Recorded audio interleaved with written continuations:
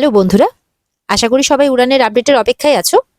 তাহলে চলো আর দেরি না করে আমরা আজকের এপিসোডে কি হতে চলেছে চট করে দেখে নিই। বাংলা সিরিয়াল সমাচারে তোমাদের স্বাগত জানিয়ে আজকের পর্বের রিভিউ আমি শুরু করছি। যেটা আমরা দেখতে পাচ্ছি যে মহারাজ এবার জোনালিকেও পাচ্ছে না, উকিল জোনালি আর কি, যে ওকে সাহায্য করেছিল, হয়তো বাইরে কোথাও গেছে। আর এদিকে সৌরভকেও পাচ্ছে না, হয়তো কোনো সিক্রেট মিশনে আছে, সেজন্য ফোনে পাওয়া যাচ্ছে না। এবার কি করবে মহারাজ? জয়ন্তরা তো জিজ্ঞেস করছে। মহারাজ বলছে আরেকজন আছে যে আমার পরম শত্রু, এবার তার দ্বারস্থ হতে হবে। তখন বলছে কে? অরিন্দম চট্টরাজ। বলে আমি মরে গেলেও তার কাছে যাব না। আছে একজন যে আমার পরম শত্রু, দেখা যাক সে এখন আমার বাবাকে বাঁচায় কিনা। জানি না আপনারা ধরতে পেরেছেন কিনা, তবে সে আর কেউ নয়, সে হচ্ছে আবির, যার কথা মহারাজ মুখে বলছে না। এবার মহারাজ প্রস্তুতি নিচ্ছে তার কাছে যাওয়ার জন্য। জয়ন্তরা তো চিন্তা করছে, আর ব্যাটারিও, যে না জানি কার কাছে যাচ্ছে মহারাজ এবার। এদিকে তো মহারাজ জল চাইছে। অফিসে, থানাতে কিন্তু কোনো অফিসারে নেই, সবাই বাইরে আছে, জলের জন্য সমানে কাঁদছে। জল জল ওয়ার্ডটা ঠিক করে বলতেও পারছে না মুখ দিয়ে আর কি, বেরোচ্ছেও না। আর নিচে পেছনে যে গুন্ডাগুলো আছে তারা বলছে চল চল পেছনে লাগি। বলে এই যে কাকা, কোথায় গেছিলে? রেড লাইট এলাকাতে গেছিলে নাকি? পুলিশে রেড করেছে? এ বাবা, এই বয়সে কি কি করে বেড়াচ্ছ? চুরি ডাকাতি করেছো নাকি? এই সমস্ত কিছু বলে পেছনে লাগছে। মহারাজের বাবা কিন্তু কেসেই চলেছে। তারপরে কিছুক্ষণ পর দুই অফিসার আসে আর কি, অফিসার রুদ্র আর আরেকজন তার বড়। তো বলে যে কি হয়েছে আপনার? বলে একটু জল। তখন তাড়াতাড়ি করে জল খাওয়ানো হয়। তারপরে মহারাজের বাবা একটু স্বস্তি বোধ করে। তারপরে অফিসাররা আবার বাইরে যায় তাদের কাজে। মহারাজের বাবা তো তখন কাঁদছে যে মহারাজ তুই কোথায়? মহারাজ আমাকে এখান থেকে বের কর। এদিকে মহারাজ আবিরকে ফোন করেছে। আবিরকে বলছে যে আমি জোনালিকে না পেয়ে তোমার দ্বারস্থ হলাম। বলছে পরশুদিন কিন্তু তোমার কেসের ডেট মহারাজ, মনে আছে তো? বলে আমার কথা ছাড়ো আবির, আমি আমার কথা ভাবছি না, আমার বাবা এখন বিপদে। বলে বাবা? কাকুর কি হয়েছে? বলে আমার বাবা এখন লকআপে, নিরীহ নির্দোষ মানুষটা বিনা কারণে শাস্তি ভোগ করছে।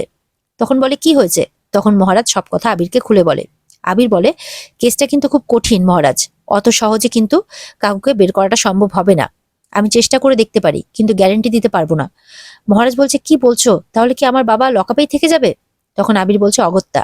মহারাজ বলছে তুমি আমার মতো বাউন্ডুলের ছেলের কেস আবার রিওপেন করতে পারো, আমাকে বাঁচানোর জন্য এত কিছু করতে পারো, কিন্তু আমার বাবার ক্ষেত্রে কিছু করতে পারবে না? তখন আবির চুপ করে থাকে, আবির ভাবতে থাকে। এদিকে পূজা সাইকেল নিয়ে যাচ্ছে, আর জয়ন্ত আর ব্যাটারি পূজাকে দেখতে পেয়ে বৌদি বৌদি বলে দাঁড় করায়। তখন পূজা বলে তোমরা? বলে হ্যাঁ, আমরা মহারাজের ফোন কখন থেকে ট্রাই করে যাচ্ছি, কিন্তু ফোনেই পাচ্ছি না।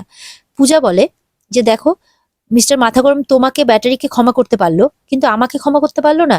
আমি কি শিবকে বলেছিলাম যে চিয়াকে গিয়ে বিয়ে করতে?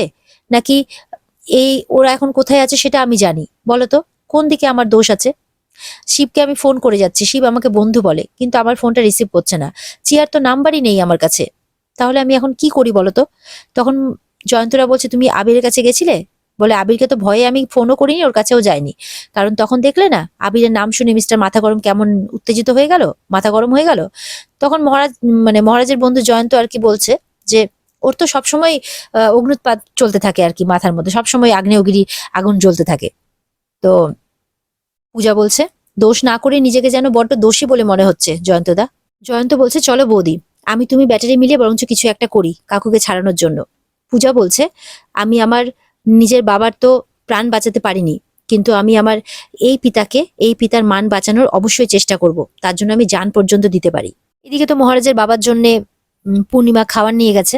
মহারাজের বাবার অবস্থা দেখে তো পূর্ণিমাও কান্নাকাটি করছে যে কি অবস্থা করেছো তুমি নিজের। তখন বলছে আমার আর ভালো লাগছে না কিছু। পূর্ণিমা বলছে এরকম করে বললে হবে? তারপর অফিসারকে রিকোয়েস্ট করে যে বাড়ির খাবারটা খাওয়ানোর জন্য, কিন্তু অফিসার কিছুতেই কিন্তু রাজি হয় না, বাড়ির খাবার কিছুতেই অ্যালাউ করবে না। আর এদিকে মহারাজের বাবার তো অবস্থা খারাপ, সে কিছুতেই এখানকার খাবার খাবে না। এরপরে মহারাজ আসে। মহারাজ এসে তার বাবাকে বলে তুমি এই একবেলাতে কি অবস্থা করেছো বাবা তুমি নিজের? আচ্ছা আমি তোমাকে খাইয়ে দিচ্ছি, বাড়ির খাবার খেলে তুমি ঠিক ভালো হয়ে যাবে। এরপর ওষুধ আছে, সেগুলো তোমাকে খেতে হবে।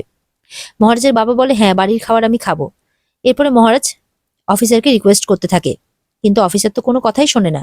তখন মহারাজ সেই অফিসারের পায়ে পড়ে যায়, নিচে বসে হাত জোর করে বলতে থাকে যে আমার বাবাই আমার কাছে সব, আমার বাবাকে এইটুকু আজকের দিনের মতো পারমিশন দিয়ে দিন, কারণ এরপরে মানুষটার ওষুধ আছে, না খেলে অনেক 19-20 হয়ে যাবে শরীরের।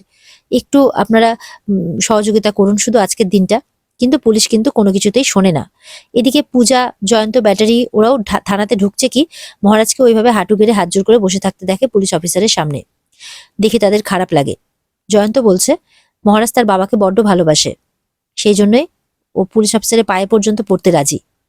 ব্যাটারি বলছে যে মানুষটা কথায় কথায় লোক পেটায় সে আজকে রাগ, অভিমান, এমনকি আত্মসম্মান পর্যন্ত বিসর্জন দিল তার বাবার জন্যে। জয়ন্ত বলছে তুই তো সবে চিনছিস ব্যাটারি মহারাজকে, মহারাজ তো হাসতে হাসতে বাবা মায়ের জন্য প্রাণ পর্যন্ত বিসর্জন দিতে পারে। মহারাজ বলছে প্রয়োজনে আপনি আমাকে লকআপে রাখুন, কিন্তু বাবাকে এইভাবে শাস্তি দেবেন না। অফিসার কোনো কিছুতেই কোনো কিছু শোনে না, ডাইরেক্ট বাইরে চলে যায়। যাদেরকে বলে যায় আপনারা অকারণে এখানে ভিড় করবেন না। মহারাজের বাবা তো সবাই কাঁদছে, মহারাজও দেখছি অপারক, কিছুই করতে পারছে না। মহারাজ বলছে আমি এত অপারক, আমি তোমার অযোগ্য সন্তান। মহারাজের বাবার এক কথা, আমি আর বাঁচতে চাই না। এরপরে অফিসার রুদ্র আসে। রুদ্রকে পূজা বলে একটু দেখুন না স্যার। অফিসার রুদ্র ভেতরে যায়। মহারাজ অফিসার রুদ্রর কাছেও হাত জোড় করে প্রার্থনা করে।